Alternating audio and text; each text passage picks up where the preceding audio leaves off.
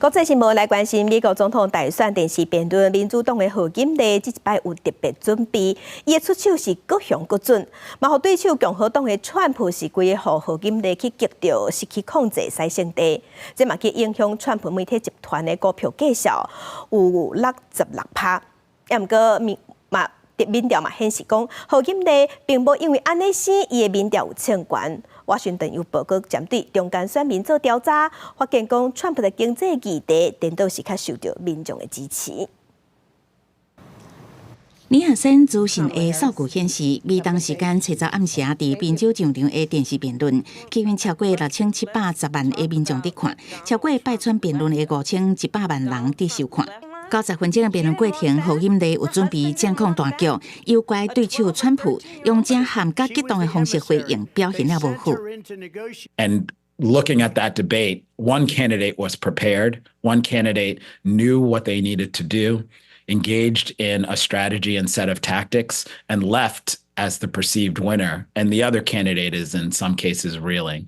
And today, I think the Harris campaign is disseminating widely all of those various sound bites, all of those highlights, and the Trump campaign is looking to turn the page. 川普的表现甚至拖退所属的媒体甲技术集团的估计，11开盘就落16%，中到盘有小可回升，中场也是落超过12%。只不过，贺锦丽优秀的辩论表现，并无大幅度提升民调的支持度。美国有线电视上网声恩上新的全国性民调显示，贺锦丽平均的支持度是49%，川普是48%。六个关键的无确定的州，乔治亚甲宾州支持度正活是100%。What we know as of Wednesday about Tuesday night's debate, and what I know from the scholarship on political history.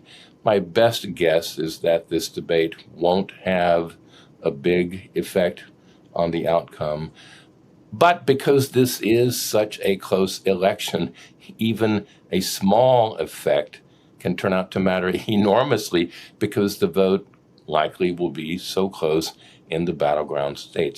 华盛顿邮报针对中间选民进行的民调显示，大部分的受访者认为贺锦丽赢这场辩论。健保议题，贺川两个人的支持比例是2:1。